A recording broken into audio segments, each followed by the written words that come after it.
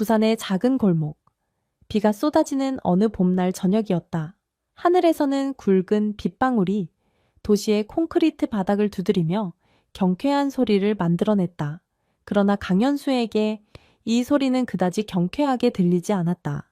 그는 오늘도 지친 어깨를 한껏 움츠리고 작은 자전거 수리점의 문을 닫고 있었다. 오늘도 별 수입이 없네. 현수는 한숨을 내쉬며 주머니 속의 지폐 몇 장을 만져보았다. 자전거 수리점을 운영하는 지 6년. 하지만 최근 들어 일은 점점 줄어들고 있었다. 대형 자전거 체인점이 근처에 생기면서 손님들은 하나둘 그곳으로 발길을 돌렸다. 그럼에도 그는 포기할 수 없었다. 집에서는 9살 된 딸 지유가 그를 기다리고 있었으니까. 아내가 갑작스러운 병으로 세상을 떠난 지 4년. 현수는 혼자서 어린 딸을 키우며 힘든 나날을 보내고 있었다. 자전거 수리점은 그가 가진 유일한 기술이자 지유를 위한 유일한 생계 수단이었다. 현수가 작은 반지하 집에 들어서자마자 지유가 달려와 그의 다리를 껴안았다. 지유의 까만 눈동자는 항상 반짝였다. 비록 엄마 없이 자라고 있지만 지유는 늘 밝고 시크했다. 어쩌면 그것이 현수가 매일 아침 일어나 일터로 향할 수 있는 유일한 이유였는지도 모른다. 지유야, 오늘 학교는 어땠어? 현수는 딸의 머리를 쓰다듬으며 물었다. 축축한 외투를 벗으며 그는 낡은 테이블 위에 놓인 편지 봉투를 발견했다. 아빠, 선생님이 소풍비 내래. 다음 주에 금정산에 간대 지유의 말에 현수의 마음이 무거워졌다. 또 돈이 필요한 일이 생겼다. 그는 봉투를 열어 금액을 확인했다. 6만 원. 그리 큰 돈은 아니지만 지금 그에게는 부담스러운 액수였다. 알았어. 아빠가 준비해 줄게. 현수는 환하게 웃으며 대답했지만 속으로는 어디서 돈을 마련할지 고민이 깊어졌다. 그래도 지유의 밝은 미소 앞에서는 어떤 어려움도 감출 수밖에 없었다. 다음 날 아침. 비는 그쳤지만 하늘은 여전히 흐렸다. 현수는 평소보다 일찍 일어나 지유를 학교에 데려다주고 수리점으로 향했다. 오늘은 조금이라도 더 많은 손님을 받아야 했다. 그는 수리점 앞에 오늘의 할인, 이벤트 자전거 점검 35% 할인이라는 팻말을 내걸었다. 시간은 천천히 흘렀고 오전 내내 손님은 단 한 명도 없었다. 점심시간이 지나고 오랴 오후가 되자 한두 명의 손님이 찾아왔지만 대부분 간단한 공기 주입이나 체인 확인 정도였다. 해가 지기 시작할 무렵 현수는 다시 한번 오늘의 매출을 계산했다. 겨우 4만 원. 지유의 소풍비는커녕 오늘 저녁거리를 사기에도 부족한 금액이었다. 저녁이 되어갈 무렵 현수는 마지막으로 수리점을 정리하고 있었다. 그때 밖에서 자동차 경적 소리가 들렸다. 그는 고개를 들어 창밖을 바라보았다. 비가 다시 내리기 시작한 골목길에 검은색 BMW 한 대가 멈춰서 있었다. 차 옆에는 한 여성이 당황한 표정으로 서 있었다. 그녀는 고급스러운 정장을 입고 있었고 비에 젖지 않기 위해 작은 우산을 쓰고 있었지만 비는 이미 그녀의 어깨를 적시고 있었다. 현수는 잠시 망설였다. 자신의 가게는 자전거 수리점이지 자동차 정비소가 아니었다. 하지만 공영에 처한 사람을 그냥 지나칠 수는 없었다. 무슨 일이세요? 현수가 가게 밖으로 나가며 물었다. 아, 죄송해요. 갑자기 타이어가 펑크 난 것 같아요. 휴대폰 배터리도 다 됐고. 이 근처에 정비소가 있는지도 모르겠고. 여성은 당황한 목소리로 대답했다. 현수는 차를 살펴보았다. 오른쪽 앞바퀴가 완전히 펑크나 있었다. 그는 잠시 생각했다. 자동차 정비는 그의 전문 분야가 아니었지만 기본적인 타이어 교체 정도는 할 수 있었다. 스페어 타이어 있으세요? 그가 물었다. 트렁크에 있을 거예요. 여성이 답했다. 현수는 고개를 끄덕였다. 제가 도와드릴게요. 비 맞으면서 기다리지 말고 가게 안으로 들어가세요. 여성은 잠시 망설이는 듯 했지만 갈 곳이 없는 상황에서 그의 호의를 거절할 수 없었다. 그녀는 고개를 숙이며 감사의 인사를 전하고 수리점 안으로 들어갔다. 현수는 자신의 도구 상자를 가지고 차로 향했다. 비는 점점 더 거세게 내리고 있었지만 그는 아랑곳하지 않았다. 트렁크를 열고 스페어 타이어를 꺼낸 뒤 재빠르게 작업을 시작했다. 가게 안에서 여성은 창문을 통해 비를 맞으며 일하는 현수를 바라보았다. 그의 손길은 정확하고 빨랐다. 자동차 정비사가 아님에도 불구하고 그는 마치 수년간 이 일을 해온 것처럼 능숙하게 타이어를 교체하고 있었다. 약 35분 후, 현수는 작업을 마무리했다. 그는 비에 흠뻑 젖은 채로 가게 안으로 들어왔다. 다 됐습니다. 임시방편이니 가능한 빨리 정비소에 가셔서 정식으로 타이어를 교체하시는 게 좋을 것 같아요. 정말 감사합니다. 얼마를 드려야 할까요? 여성이 지갑을 꺼내며 물었다. 현수는 고개를 저었다. 괜찮습니다. 큰 일도 아니었고요. 하지만 정말 괜찮아요. 그냥 가다 본 일인데 뭘. 받을 순 없죠. 여성은 현수의 고집 앞에 더 이상 고집을 부릴 수 없었다. 그녀는 고개를 숙이며 다시 한번 감사의 인사를 전했다. 정말 감사합니다. 제 이름은 최은비예요. 혹시 명함이라도? 아, 명함 같은 건 없어요. 저는 그냥 이 동네 자전거 수리하는 강현수라고 합니다. 은비는 현수의 이름을 기억하며 가게를 나섰다. 그녀가 떠난 후 현수는 젖은 옷을 갈아입고 가게 문을 닫았다.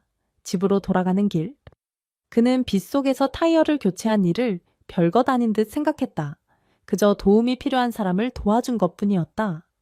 집에 돌아온 현수는 지유에게 간단한 저녁을 차려주고 함께 숙제를 도와주며 평소와 같은 저녁 시간을 보냈다. 그러나 지유가 잠든 후 그는 테이블 앞에 앉아 걱정스러운 표정으로 가계부를 펼쳤다. 이번 달 월세는 이미 밀린 상태였고 지유의 소풍비도 마련해야 했다. 그는 깊은 한숨을 내쉬며 머리를 감싸 안았다. 다음 날 아침 현수는 평소와 같이 지유를 학교에 데려다주고 수리점으로 향했다. 가게 문을 열자마자 그는 문 앞에 놓인 작은 봉투를 발견했다. 봉투 안에는 현금 60만 원과 짧은 메모가 들어있었다. 어제 도움 주셔서 감사합니다. 작은 보답입니다. 최은비. 현수는 놀라움에 말을 잇지 못했다. 60만 원은 그에게 결코 작은 금액이 아니었다. 그것은 그가 한 달 동안 열심히 일해도 벌기 어려운 금액이었다. 그러나 그의 자존심은 이 돈을 받아들이기 어렵게 했다. 그는 단지 어려움에 처한 사람을 도왔을 뿐 대가로 돈을 받을 생각은 없었다. 하루가 지나고 이틀이 지나도 현수는 그 돈을 어떻게 해야 할지 결정하지 못했다. 그는 그 돈으로 지유의 소풍비를 내고 밀린 월세도 해결할 수 있었지만 그의 마음 한구석에서는 이 돈을 돌려주어야 한다는 생각이 떠나지 않았다. 다섯째 되는 날, 현수의 가게 앞에 검은색 BMW가 다시 나타났다. 차에서 내린 사람은 최은비였다. 그녀는 이번에도 고급스러운 정장을 입고 있었지만 표정은 훨씬 부드러웠다. 안녕하세요. 강현수 씨, 은비가 인사했다. 현수는 가게 밖으로 나와 그녀를 맞이했다. 안녕하세요. 최은비 씨, 타이어는 괜찮으신가요? 네. 덕분에요. 그런데 제가 놓고 간 봉투 보셨나요? 현수는 잠시 침묵하다가 고개를 끄덕였다. 네. 받았습니다. 하지만 받을 수 없어요. 너무 과한 금액이에요. 은비는 미소를 지었다. 과하다니요. 오히려 부족할 정도예요. 저는 그날 중요한 미팅이 있었어요. 만약 현수 씨의 도움이 없었다면 그 미팅을 놓쳤을 거고. 그러면 회사에서 큰 계약을 놓칠 뻔했어요. 현수가 말을 이으려 했지만 은비가 그의 말을 가로막았다. 사실 제가 오늘 온 이유는 다른 제안이 있어서예요. 현수는 의아한 표정으로 그녀를 바라보았다. 저는 BM 모터스라는 자동차 회사의 연구개발 책임자예요. 우리 회사에서는 지금 능력 있는 정비 기술자를 찾고 있어요. 현수 씨의 손재주를 보니 정확히 우리가 찾던 사람 같아요. 현수는 놀란 표정을 감추지 못했다. 하지만 저는 자동차 정비사가 아니에요. 그냥 자전거 수리점을 운영할 뿐이에요. 기술은 기술이에요. 중요한 건 손재주와 문제 해결 능력이죠. 나머지는 배울 수 있어요. 우리 회사에서 교육도 제공합니다. 현수는 말문이 막혔다. 그는 자신의 작은 자전거 수리점에서 벗어나 대기업에서 일할 준비가 되어 있지 않았다. 게다가 그에게는 공식적인 자격증도 학력도 없었다. 고맙지만 저는 적합하지 않은 것 같아요. 은비는 그의 망설임을 이해한 듯했다. 괜찮아요. 갑작스러운 제안이었죠. 생각해볼 시간이 필요하시면 천천히 생각해보세요. 여기 제 명함이에요.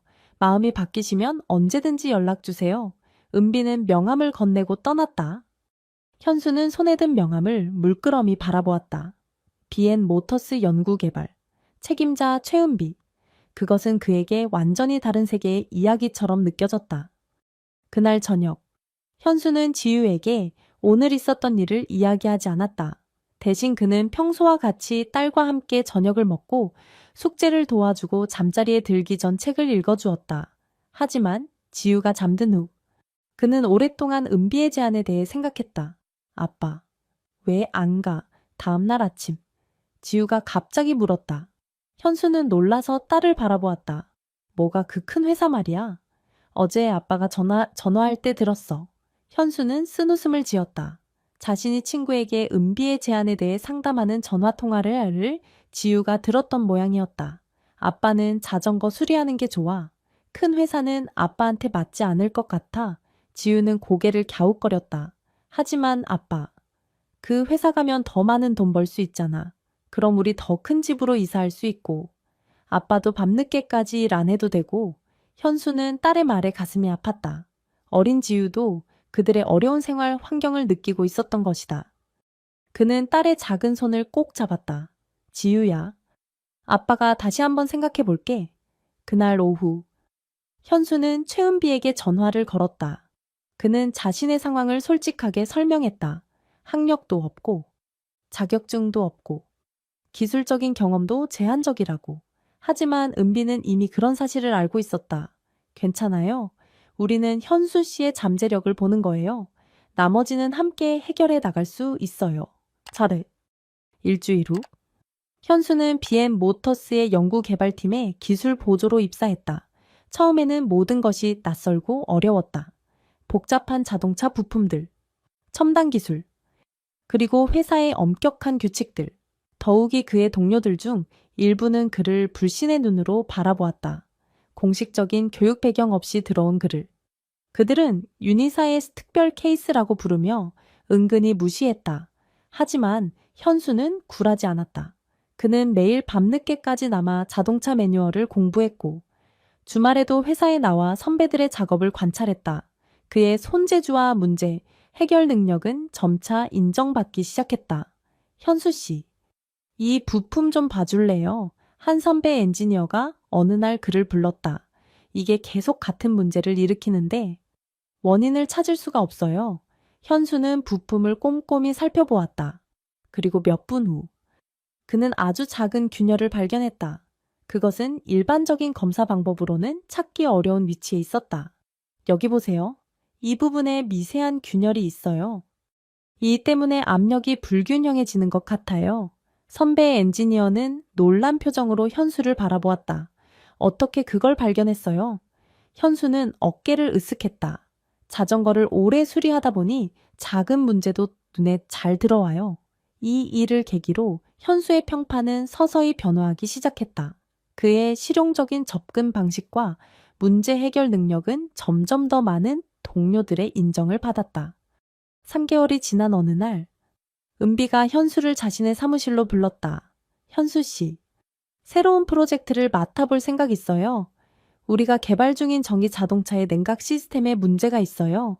기존 방식으로는 해결이 안 되는 것 같아요. 현수는 잠시 고민했다. 그는 여전히 자신의 능력에 확신이 없었다. 하지만 은비의 믿음에 용기를 얻어 고개를 끄덕였다. 한번 시도해 볼게요. 현수는 냉각 시스템의 문제를 분석하기 시작했다. 그는 자전거를 수리하던 경험을 바탕으로 복잡한 것을 단순하게 바라보는 접근 방식을 취했다. 3주 후, 그는 기존 시스템을 약간 수정한 새로운 디자인을 제안했다. 이렇게 하면 냉각 효율이 35% 이상 올라갈 거예요. 그리고 비용도 크게 줄일 수 있어요. 은비와 연구팀은 현수의 제안을 검토한 후 테스트를 진행했다. 결과는 놀라웠다. 현수의 방식은 예상보다 더 효과적이었고 제조 비용도 꽤 줄일 수 있었다. 이 성공을 계기로 현수는 회사 내에서 점점 더 중요한 역할을 맡게 되었다. 그는 더 이상 단순한 기술 보조가 아니라 창의적인 문제, 해결사로 인정받기 시작했다. 1년 반이 지난 어느 날, 은비는 현수를 불러 놀라운 소식을 전했다. 현수 씨, 우리가 개발한 전기 자동차 모델이 국제 자동차 박람회에서 혁신상을 받았어요.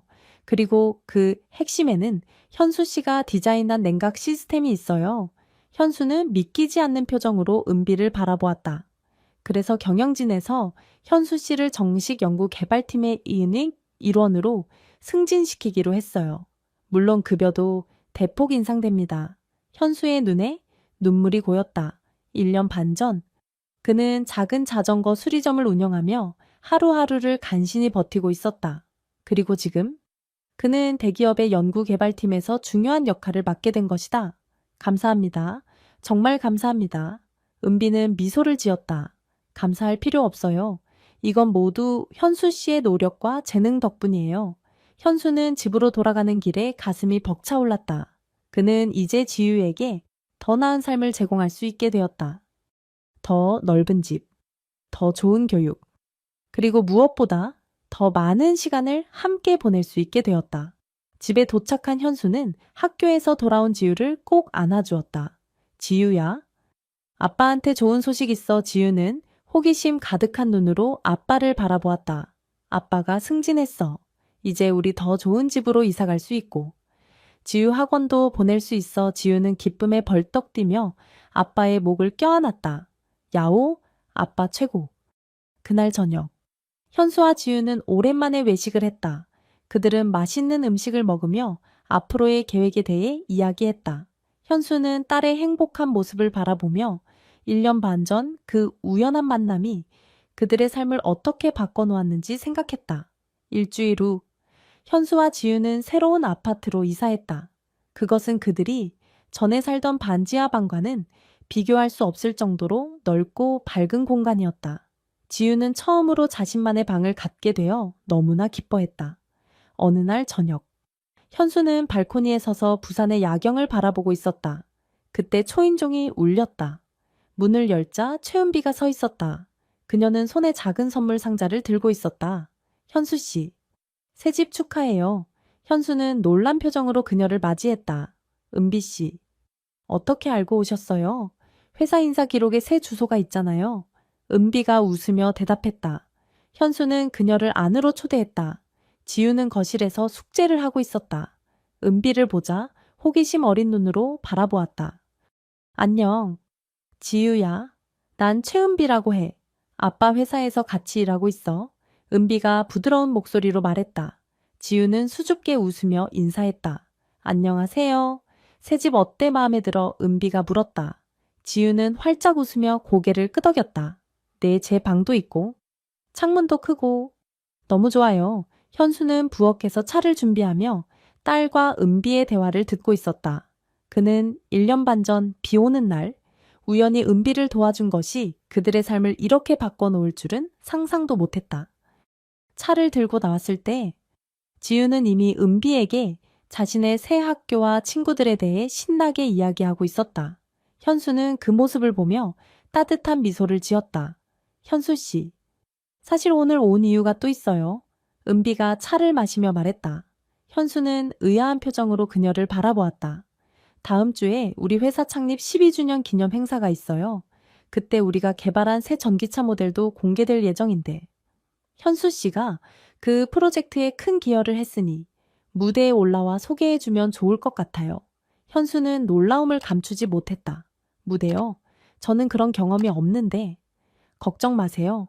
그냥 현수 씨가 개발한 냉각 시스템에 대해 간단히 설명하는 정도면 돼요.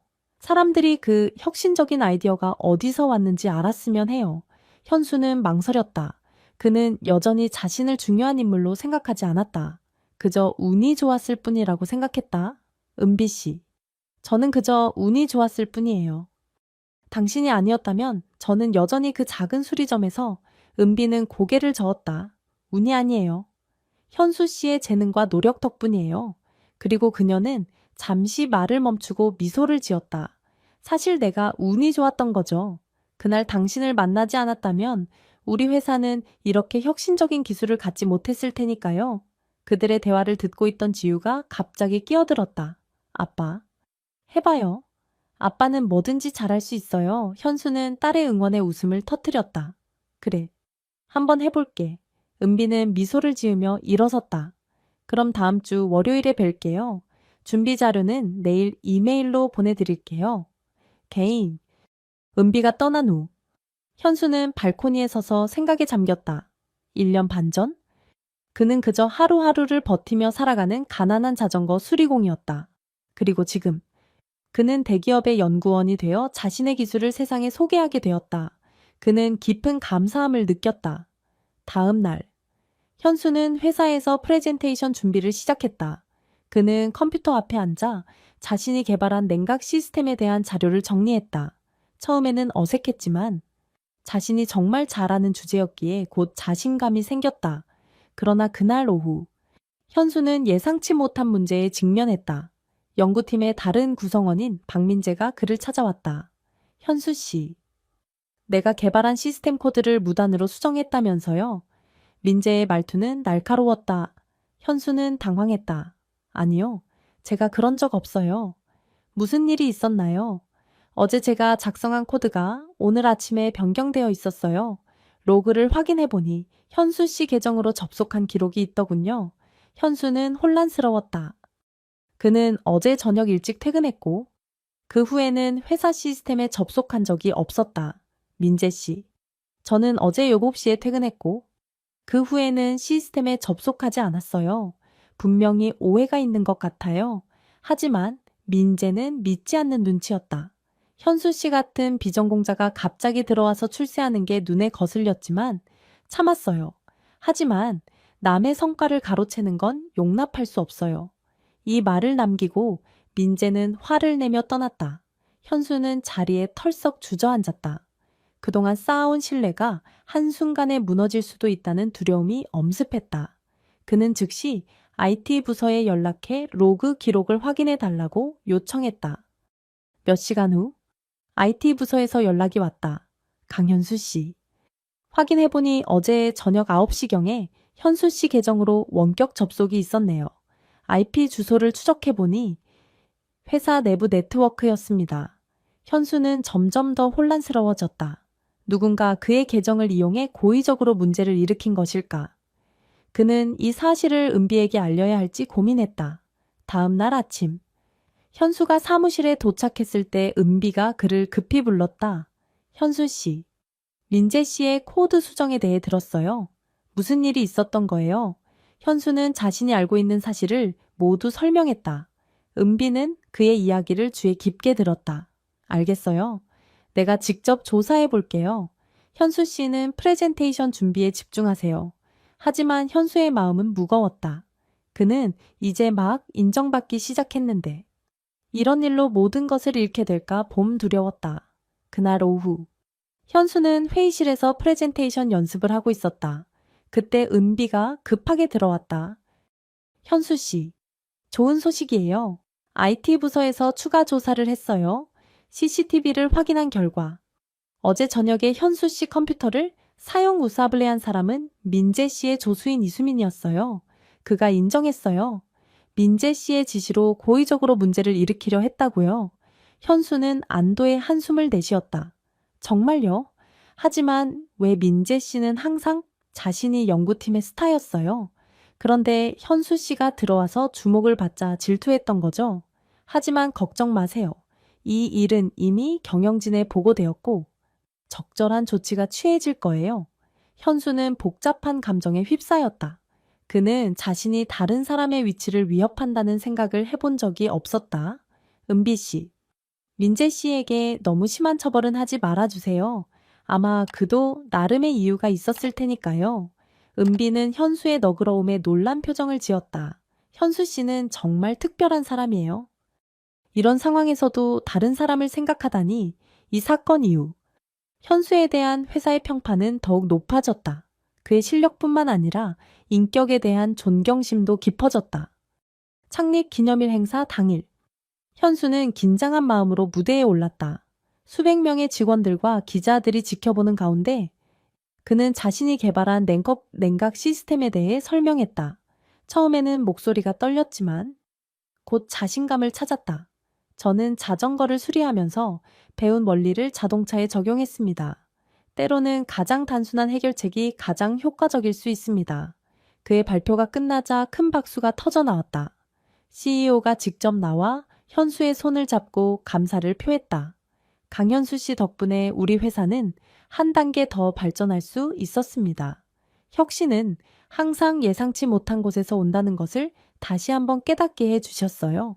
행사가 끝난 후 지우가 달려와 아빠를 꼭 안아주었다. 아빠 최고예요. 너무 멋있었어요. 현수는 딸을 안아들며 눈시울이 붉어졌다. 그들이 이렇게 행복한 순간을 맞이할 수 있었던 것은 모두 그날의 우연한 만남 덕분이었다. 그날 저녁, 현수와 지우, 그리고 은비는 함께 저녁 식사를 했다. 식사 중에 은비가 조심스럽게 말을 꺼냈다. 현수 씨, 사실 제가 그동안 말하지 않은 것이 있어요. 현수는 호기심 어린 눈으로 그녀를 바라보았다. 저는 그날 우연히 당신을 만난 게 아니에요. 현수는 놀란 표정을 감추지 못했다. 무슨 말씀이세요? 은비는 깊은 숨을 들이쉬고 이야기를 시작했다. 제 아버지는 25년 전 작은 자동차 정비소를 운영하셨어요. 그분은 정식 교육을 받지 못했지만 타고난 재능이 있으셨죠. 하지만 사회는 그런 재능보다 학위와 자격증을 중요시했어요. 현수는 은비의 이야기를 귀에 깊게 들었다. 아버지는 큰 회사에 취직하려고 여러 번 시도하셨지만 번번이 거절당하셨어요.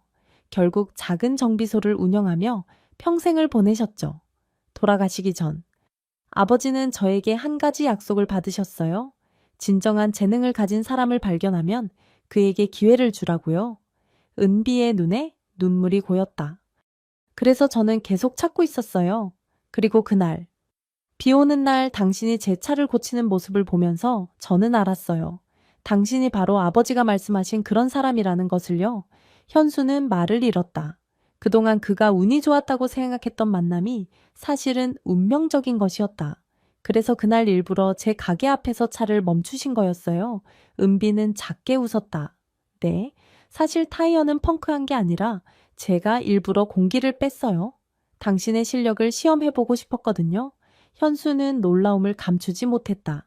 그의 인생을 바꿔놓은 만남이 우연이 아니라 계획된 것이었다니 화내지 마세요. 저는 정말로 당신의 재능을 알아봤고 그것이 증명되었잖아요. 현수는 잠시 생각에 잠겼다가 미소를 지었다. 화낼 이유가 없죠. 은비 씨 덕분에 저와 지우는 상상도 못했던 행복한 삶을 살게 되었으니까요. 그날 밤 현수는 발코니에 스트랜댓 서서 부산의 밤하늘을 바라보았다. 1년 반 전 그는 비 오는 날 한 여성을 도와주었다. 그리고 그 작은 친절이 그의 인생을 완전히 바꿔놓았다. 아니, 사실은 한 여성의 믿음과 기회가 그의 인생을 바꿔놓은 것이다. 현수는 깊은 감사함을 느꼈다. 그는 이제 딸에게 더 나은 미래를 줄 수 있게 되었고 자신의 재능을 제대로 인정받게 되었다. 그리고 무엇보다 그는 자신을 진정으로 이해하고 믿어주는 사람들을 만났다. 2년 후 BN 모터스는 현수가 개발한 기술을 적용한 전기차로 세계 시장에서 큰 성공을 거두었다. 현수는 이제 연구 개발팀의 핵심 멤버가 되었고 자신만의 팀도 이끌게 되었다. 지우는 이제 11살이 되었고 학교에서도 잘 적응하며 활기차게 자라고 있었다. 그녀는 종종 학교 친구들에게 자랑했다. 우리 아빠는 자전거 수리공에서 대기업 연구원이 됐어. 그 모든 게 비 오는 날 유네의 우연한 만남에서 시작됐지. 이 감동적인 이야기에 공감하셨다면 구독과 좋아요, 댓글로 응원해주세요. 여러분의 사랑이 큰 힘이 됩니다. 감사합니다.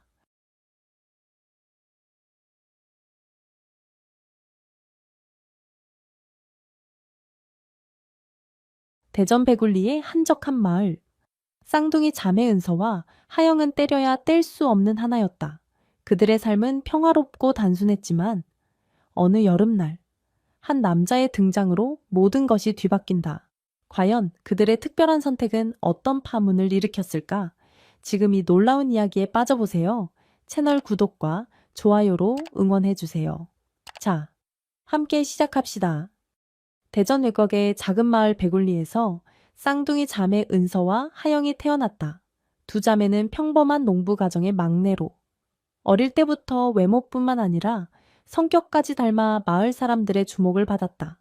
그들은 마치 거울에 비친 듯 똑같이 생겼고 행동과 말투까지 비슷해 주변 사람들은 그들을 한 몸의 두 영혼이라고 불렀다.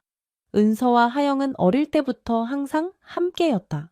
학교에 가는 것부터 시작해 장난을 치는 것, 심지어 아플 때도 같이 아팠다. 그들은 서로의 생각을 말하지 않아도 알 수 있을 정도로 가까웠다. 가끔 다툼이 있긴 했지만 그건 잠시뿐이었다.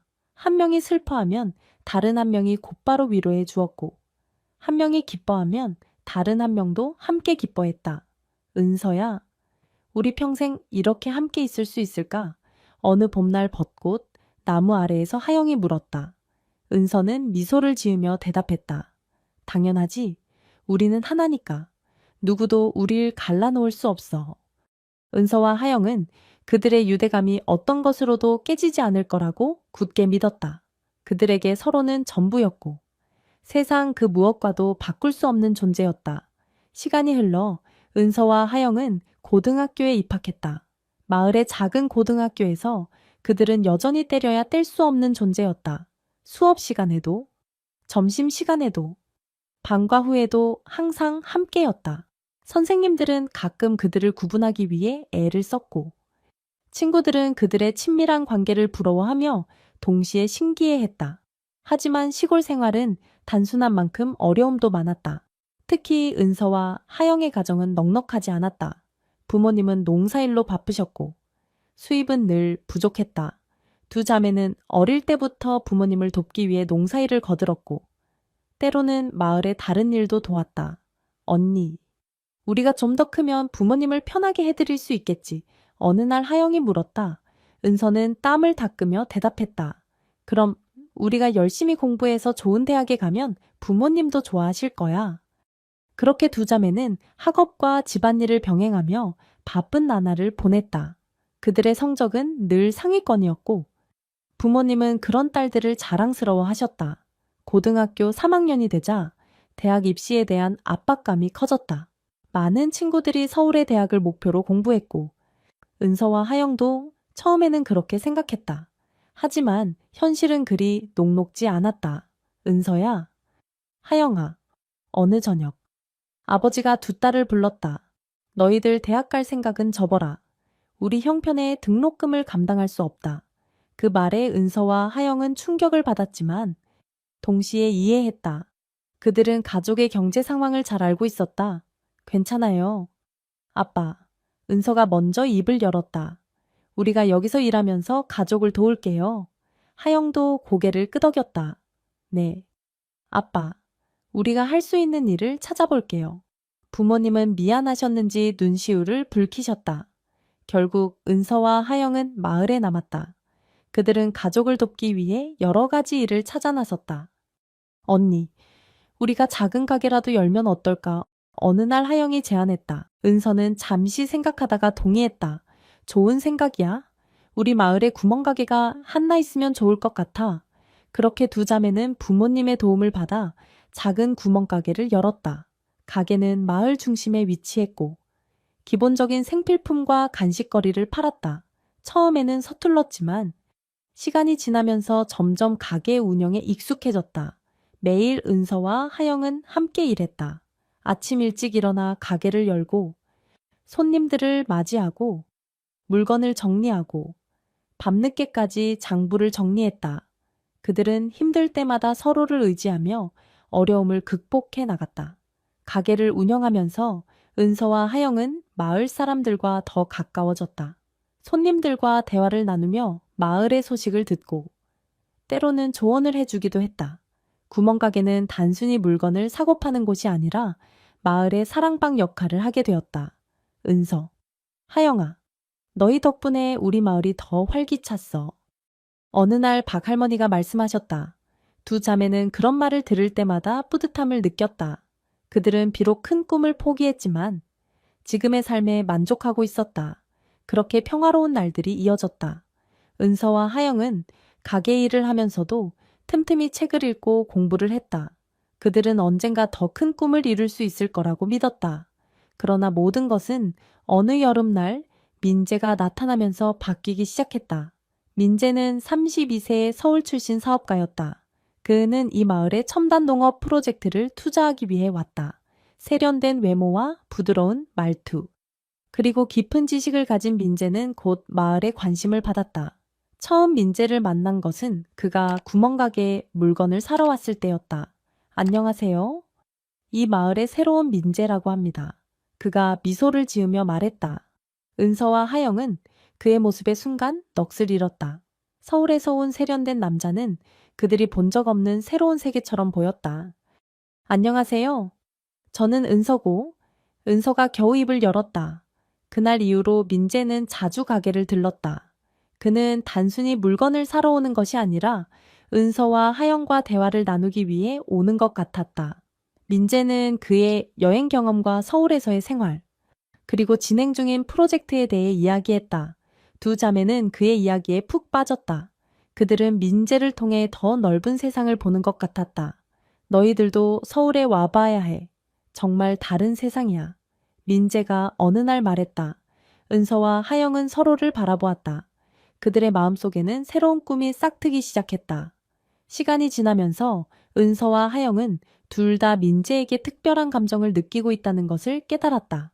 처음엔 그저 동경심이었지만 점점 그 감정은 사랑으로 변해갔다. 하영아, 나 민재 오빠를 좋아하는 것 같아. 어느 날 밤 은서가 조심스럽게 말을 꺼냈다. 하영은 잠시 침묵했다. 그리고 깊은 한숨을 내쉬며 대답했다. 언니, 나도 그래. 두 자매는 서로를 바라보았다. 그들은 태어나서 처음으로 같은 남자를 좋아하게 된 것이다. 이런 상황을 어떻게 해결해야 할지 막막했다. 어떡하지? 하영이 걱정스러운 목소리로 물었다. 은서는 잠시 생각에 잠겼다. 그리고 갑자기 대담한 아이디어가 떠올랐다. 하영아, 우리 같이 민재 오빠와 결혼하면 어떨까? 하영은 언니를 놀란 눈으로 바라보았다. 언니, 그게 무슨 말이야? 그건 불가능해. 하지만 은서는 진지했다. 생각해봐. 우리는 항상 모든 걸 함께 해왔잖아. 왜 사랑도 함께 나눌 수 없을까? 처음에 하영은 그 아이디어가 미쳤다고 생각했다. 하지만 점점 그 생각에 빠져들기 시작했다. 그들은 서로를 떠나는 것보다는 한 남자와 결혼하는 것이 더 나을 것 같다고 결론 내렸다. 하지만 민재 오빠가 동의할까 하영이 물었다. 은서는 고개를 끄덕였다. 우리가 진심으로 설득하면 될 거야. 민재 오빠도 우리 둘 다를 좋아한다는 걸 알아. 그렇게 두 자매는 민재에게 그들의 마음을 털어놓기로 결심했다. 은서와 하영은 여러 날 동안 어떻게 이야기를 꺼낼지 고민했다. 마침내 기회가 왔다. 어느 맑은 여름날 오후. 민재가 평소처럼 가게에 들렀다. 민재 오빠, 오늘 저녁에 시간 있어요? 은서가 조심스럽게 물었다. 민재는 미소를 지으며 대답했다. 그럼 무슨 일 있나요? 우리랑 얘기 좀 하고 싶어서요. 중요한 얘기가 있어요. 하영이 덧붙였다. 민재는 잠시 의아한 표정을 지었지만 곧 동의했다. 알겠어요? 저녁에 만나요. 그날 저녁. 세 사람은 마을 뒷산에 있는 정제서 만났다. 햇살이 저물어가는 하늘은 붉게 물들어 있었고 멀리서 매미 소리가 들려왔다. 민재가 도착했을 때 은서와 하영은 이미 정제에 앉아 있었다. 그들의 표정은 긴장되어 보였다. 무슨 일인지 궁금하네요. 민재가 미소를 지으며 말했다. 은서와 하영은 서로를 바라보았다. 그리고 은서가 먼저 입을 열었다. 민재 오빠, 우리가 오빠에 대해 특별한 감정을 가지고 있다는 걸 알아주셨으면 해요. 민재의 눈이 커졌다. 그는 무슨 말인지 이해하지 못한 듯 했다. 하영이 이어 말했다. 우리 둘 다 오빠를 사랑해요. 하지만 우리는 서로를 떠나고 싶지 않아요. 민재는 잠시 말을 잃었다. 그는 두 자매를 번갈아 바라보았다. 그래서 은서가 떨리는 목소리로 말했다. 우리 셋이 함께 살면 어떨까요? 오빠가 우리 둘 다와 결혼하는 거예요. 민재의 얼굴에 놀란 표정이 역력했다. 그는 이런 제안을 들어본 적이 없었다. 잠깐. 민재가 말했다. 이게 무슨 농담이에요? 농담이 아니에요, 오빠. 하영이 진지하게 말했다. 우리는 정말 진심이에요. 민재는 자리에서 일어났다. 그는 혼란스러워 보였다. 미안해요. 하지만 이건 너무 갑작스러워. 시간이 필요해요. 그렇게 말하고 민재는 서둘러 그 자리를 떠났다. 은서와 하영은 그를 바라보며 한숨을 쉬었다. 어떡하지? 언니 하영이 물었다. 은서는 하영의 손을 잡았다. 걱정 마. 우리가 진심이라는 걸 민재 오빠도 알게 될 거야. 그날 이후로 민재는 한동안 가게에 나타나지 않았다. 은서와 하영은 불안해했지만 그를 재촉하지 않기로 했다. 3주가 지났을 때 민재가 다시 가게를 찾아왔다. 그의 표정은 진지해 보였다. 얘기 좀 할 수 있을까요? 민재가 물었다. 은서와 하영은 고개를 끄덕였다. 그들은 가게 뒤편으로 자리를 옮겼다. 많이 생각해 봤어요. 민재가 말을 시작했다. 처음에는 정말 이해할 수 없었어요. 하지만 여러분의 마음을 조금은 알 것 같아요. 두 자매는 숨을 죽이고 민재의 말을 들었다. 여러분이 서로를 얼마나 사랑하는지, 그리고 저를 얼마나 사랑하는지 느낄 수 있었어요. 그리고 저도 여러분 둘 다를 사랑하고 있다는 걸 깨달았어요. 은서와 하영의 눈에 희망이 빛났다. 하지만 민재가 계속해서 말했다. 이건 쉬운 결정이 아니에요. 우리 모두에게 큰 용기가 필요할 거예요. 그리고 많은 어려움이 있을 거예요. 우리는 준비돼 있어요. 오빠, 은서가 말했다. 하영도 고개를 끄덕였다. 우리는 서로를 믿어요. 그리고 오빠도 믿어요. 민재는 깊은 숨을 내쉬었다. 알겠어요. 한번 해보죠. 하지만 약속해 주세요. 우리 셋 모두 서로를 존중하고 이해하고 사랑할 거라고. 은서와 하영은 기쁨에 넘쳐 민재를 껴안았다. 그들의 특별한 사랑이 시작되는 순간이었다. 그러나 그들의 결정은 마을에 큰 파문을 일으켰다. 소문은 빠르게 퍼졌고 사람들의 반응은 다양했다. 아이고, 세상에 이런 일이. 어떤 할머니들은 혀를 쳤다. 저 미쳤나 봐. 또 다른 이들은 수군거렸다. 하지만 일부 젊은이들은 그들의 용기를 응원했다. 사랑에는 형태가 없는 거야. 그들이 행복하다면 그게 중요한 거지. 은서와 하영의 부모님은 처음에 크게 충격을 받았다. 그들은 딸들을 설득하려 했지만 결국 딸들의 행복을 위해 그들의 선택을 존중하기로 했다. 너희가 행복하다면 그게 가장 중요하단다. 어머니가 눈물을 흘리며 말씀하셨다. 민재의 가족들도 이 소식을 듣고 놀랐지만 그들 역시 민재의 선택을 인정했다. 결혼식 날, 마을 전체가 술렁였다. 많은 사람들이 구경하러 왔고 일부는 축하를 하러 왔다. 은서와 하영은 같은 디자인의 하얀 웨딩드레스를 입었고 민재는 검은 턱시도 차림이었다. 식은 간단하게 진행되었다. 세 사람은 서로에 대한 사랑과 존중을 맹세했고 어려움이 와도 함께 극복하겠다고 약속했다. 이제 우리는 하나의 가족이에요. 민재가 말했다. 서로를 아끼고 사랑하며 살아갑시다. 결혼 후 그들은 민재가 마을 근처에 지은 새 집으로 이사했다. 집은 넓고 아름다웠으며 뒤뜰에는 작은 정원도 있었다. 처음 몇 달은 모든 것이 완벽해 보였다. 은서와 하영은 번갈아가며 집안일을 했고 민재는 그의 농업 프로젝트에 열중했다. 그들은 매일 저녁 함께 식사를 하며 하루의 일과를 나누었다. 오늘 프로젝트가 어땠어요? 오빠 은서가 어느 날 저녁 물었다. 민재는 미소를 지으며 대답했다. 잘 되고 있어요. 우리 마을이 곧 첨단 농업의 중심지가 될 거예요. 하영은 자랑스러운 표정으로 말했다. 오빠가 우리 마을을 발전시키는 게 정말 기뻐요. 그들의 생활은 평화로워 보였다. 하지만 시간이 지나면서 작은 균열이 생기기 시작했다. 어느 날 은서는 민재가 하영과 더 많은 시간을 보내는 것 같다고 느꼈다.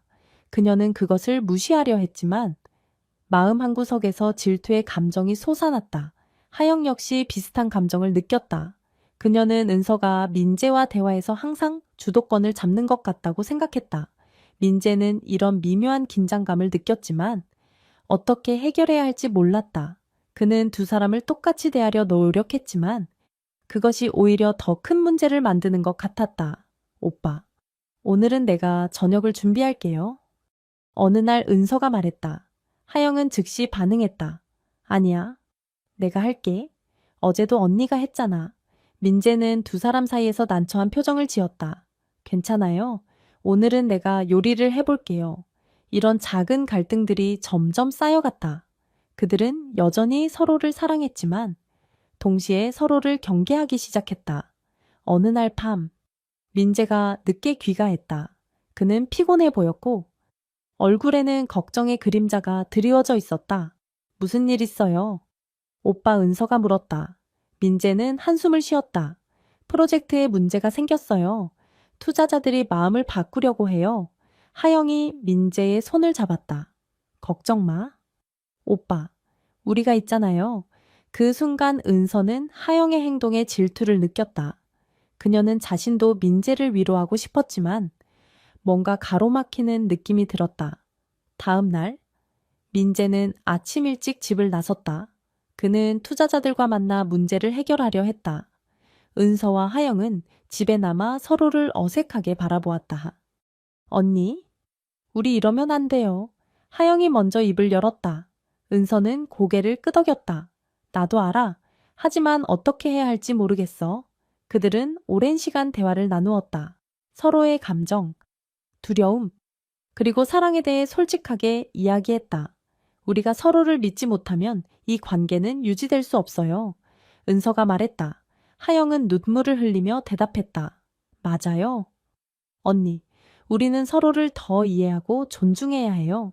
그날 밤, 민재가 늦게 돌아왔을 때 그는 은서와 하영이 함께 소파에 앉아 이야기하고 있는 것을 보았다.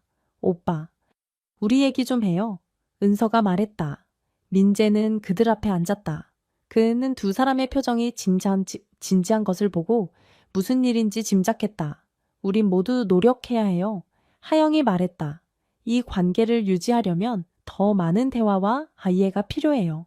민재는 깊이 고개를 끄덕였다. 맞아요. 저도 많이 부족했어요. 우리 함께 노력해봐요. 그날 이후로 그들은 매주 가족 회의를 갖기로 했다. 이 시간에는 서로의 감정과 고민을 솔직하게 나누고 문제가 있으면 함께 해결책을 찾았다.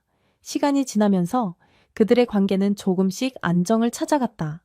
물론 여전히 어려움은 있었지만 그들은 함께 그것을 극복해 나갔다.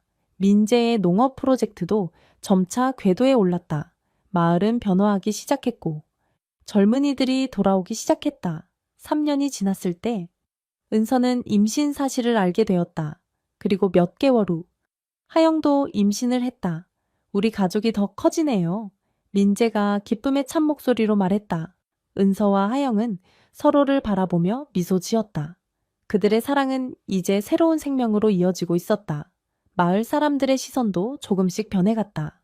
처음에는 그들을 이상하게 여기고 수근거렸지만 시간이 지나면서 점차 이해하고 받아들이기 시작했다. 특히 민재의 농업 프로젝트가 마을에 긍정적인 변화를 가져오면서 사람들은 그들 가족을 더욱 존중하게 되었다. 은서와 하영의 임신 소식이 마을에 퍼지자 많은 사람들이 축하를 건넸다. 심지어 처음에 그들의 관계를 강하게 반대했던 노인들도 이제는 미소를 지으며 말했다. 아이들은 축복이야. 임신 기간 동안 세 사람은 더욱 가까워졌다. 민재는 두 아내를 세심히 돌보았고 은서와 하영은 서로를 위해 최선을 다했다. 그들은 함께 출산 준비 클래스에 참여하고 아기방을 꾸미며 행복한 시간을 보냈다. 우리 아이들이 자라면서 어떤 질문을 할까? 어느 날 밤 하영이 물었다. 은서가 대답했다. 우리가 특별한 가족이라는 걸 이해해야 하는데 시간이 걸리겠지. 하지만 우리가 사랑으로 잘 설명해 주면 될 거야. 민재는 고개를 끄덕였다. 그래요. 우리 아이들에게 사랑과 존중, 그리고 이해의 중요성을 가르쳐요. 몇 달 후, 은서가 먼저 건강한 아들을 낳았다. 그리고 2달 뒤, 하영이 딸을 출산했다. 그들의 집은 아기의 울음소리와 웃음소리로 가득 찼다. 아이들이 태어나면서 새로운 도전들이 찾아왔다. 밤중에 울어대는 아기들을 달래느라 모두가 잠을 설쳤고 육아의 스트레스로 인해 가끔은 서로 언성을 높이기도 했다. 하지만 그들은 항상 대화를 통해 문제를 해결해 나갔다. 우리 셋이 힘을 합치면 못할 게 없어요. 민재가 어느 날 지친 표정의 은서와 하영을 안아주며 말했다. 아이들이 자라면서 그들 가족만의 독특한 문화가 형성되었다. 두 아이는 서로를 오빠와 동생이라고 부르며 자랐고 은서와 하영을 모두 엄마라고 불렀다. 민재는 아이들에게 두 명의 어머니가 있다는 것이 얼마나 특별하고 행복한 일인지 자주 이야기해 주었다. 마을 학교에 입학할 나이가 되자 처음에는 약간의 어려움이 있었다. 다른 아이들이 그들의 가족 구조에 대해 궁금해하고 때로는 놀리기도 했기 때문이다. 하지만 은서, 하영, 민재는 아이들에게 자신감을 심어주었고 학교 선생님들과도 협력하여 이해와 존중의 분위기를 만들어갔다. 우리 가족이 특별하다는 건 자랑스러운 거야. 은서가 아들에게 말했다. 하영도 딸에게 같은 말을 해주었다. 사랑은 여러 가지 형태로 존재할 수 있어. 우리 가족의 사랑은 더 크고 특별한 거란다. 세월이 흘러 아이들이 청소년기에 접어들면서 가족은 새로운 도전에 직면했다. 아이들은 자신들의 정체성과 가족 구조에 대해 더 깊이 고민하기 시작했고, 때로는 반항적인 모습을 보이기도 했다. 왜 우리 가족은 다른 가족들과 달라야 해요? 어느 날 아들이 불만스럽게 물었다. 은서, 하영, 민재는 이런 질문에 항상 진실하게 대답하려 노력했다. 그들은 가족의 역사, 그들이 서로를 사랑하게 된 과정, 그리고 이 특별한 가족을 이루기로 결정한 이유에 대해 솔직하게 설명했다. 우리가 선택한 길이 쉽지만은 않았어. 민재가 말했다. 하지만 우리는 서로를 너무나 사랑했고 함께 있기를 원했다. 그래서 우리만의 방식으로 가족을 만들었지. 이런 대화를 통해 아이들은 점차 자신들의 가족을 이해하고 받아들이기 시작했다. 그들은 자신들의 가족이 얼마나 많은 사랑과 존중으로 가득 차 있는지 깨달았다. 한편 민재의 농업 프로젝트는 큰 성공을 거두었다. 그들의 마을은 이제 전국적으로 유명한 친환경 농업의 중심지가 되었다. 이로 인해 많은 젊은이들이 마을로 돌아왔고 마을은 활기를 되찾았다. 은서와 하영도 각자의 꿈을 이루어 나갔다. 은서는 마을 도서관을 설립하여 운영하기 시작했고 하영은 농산물을 이용한 건강식품 사업을 시작했다. 그들의 사업은 모두 성공적이었고 이는 마을 발전에 큰 도움이 되었다. 우리가 처음 이 관계를 시작했을 때 이렇게 행복해질 수 있을 거라고 상상도 못했어요. 어느 날 저녁 하영이 말했다. 은서는 미소를 지으며 대답했다. 그래요. 힘든 순간도 많았지만 우리는 항상 서로를 믿고 사랑했으니까. 민재는 두 사람의 손을 잡았다. 우리 셋이 만든 이 가족 정말 자랑스러워요. 우리 아이들도 훌륭하게 자라고 있고요. 그들의 사랑 이야기는 점차 널리 알려지기 시작했다. 처음에는 호기심과 편견 어린 시선으로 바라보는 사람들이 많았지만 그들의 진실된 사랑과 헌신을 보며 점차 인정하고 존중하는 사람들이 늘어갔다. 어느 날, 한 방송국에서 그들의 이야기를 다큐멘터리로 만들고 싶다는 제안이 왔다. 처음에 그들은 망설였지만 자신들의 이야기가 비슷한 상황에 있는 다른 사람들에게 힘이 될 수 있을 거란 생각에 동의했다. 다큐멘터리는 큰 반향을 일으켰다. 많은 사람들이 그들의 용기와 사랑에 감동받았고 사회적으로도 다양한 형태의 가족에 대한 인식이 조금씩 변하기 시작했다. 우리 이야기가 누군가에게 희망이 되었다면 정말 기쁠 것 같아요. 은서가 말했다. 하영도 동의했다. 그래요. 사랑에는 정답이 없다는 걸. 그리고 서로를 존중하고 이해하는 게 얼마나 중요한지 많은 사람들이 알게 되었으면 좋겠어요. 세월이 흘러 은서, 하영, 민재는 중년이 되었다. 그들의 아이들은 이제 성인이 되어 각자의 길을 걸어가고 있었다. 아들은 아버지의 뒤를 이어 농업 기술을 연구하는 학자가 되었고, 딸은 인권 변호사가 되어 사회적 약자들을 위해 일하고 있었다. 어느 가을 저녁, 그들은 집 뒤뜰에 모여 앉아 지난 세월을 회상하고 있었다. 여러분, 우리가 정말 대단한 일을 해냈다는 생각이 들어요. 민재가 말했다. 은서는 고개를 끄덕였다. 그래요. 우리는 많은 편견과 어려움을 이겨냈고 서로를 더 깊이 사랑하는 법을 배웠어요. 하영은 두 사람의 손을 잡았다. 우리의 선택이 쉽지는 않았지만 후회는 없어요. 이렇게 행복한 가족을 만들 수 있어서 정말 감사해요. 그들의 눈에는 지난 세월의 추억과 감동이 어려 있었다. 그들이 함께 걸어온 길, 그 모든 순간들이 이제는 아름다운 이야기가 되어 그들 곁에 남아 있었다. 저녁 노을이 지는 하늘을 바라보며 그들은 앞으로도 계속될 그들만의 특별한 사랑 이야기에 대해 생각했다. 그것은 편견과 고정관념을 뛰어넘어 진정한 사랑과 이해, 그리고 존중이 무엇인지를 보여주는 아름다운 이야기였다. 그들의 삶은 결코 쉽지 않았지만 서로를 향한 깊은 사랑과 신뢰로 모든 어려움을 이겨냈다. 그리고 그 과정에서 그들은 더 강해지고 더 깊이 사랑하는 법을 배웠다. 이제 그들의 이야기는 많은 사람들에게 희망과 용기를 주는 전설이 되었다. 사랑에는 정해진 형태가 없으며 진실된 마음과 서로에 대한 존중이 있다면 어떤 관계도 아름답게 꽃필 수 있다는 것을 보여주는 살아있는 증거였다. 그들의 특별한 사랑 이야기는 계속되고 있었고 앞으로도 계속될 것이다. 그리고 그 이야기는 많은 사람들의 마음속에 오래도록 남아 사랑과 이해, 그리고 용기에 대한 아름다운 메시지를 전할 것이다. 은서, 하영, 민재는 사랑과 존중으로 특별한 가족을 이루며 마을을 변화시켰다. 그들의 이야기는 희망의 전설이 되어 많은 이들에게 용기를 주었다. 여러분은 민재의 선택에 대해 어떻게 생각하시나요? 이 감동적인 여정에 함께 해주셔서 감사합니다. 좋아요, 공유, 채널 구독으로 응원해주세요. 다음 이야기에서 만나요.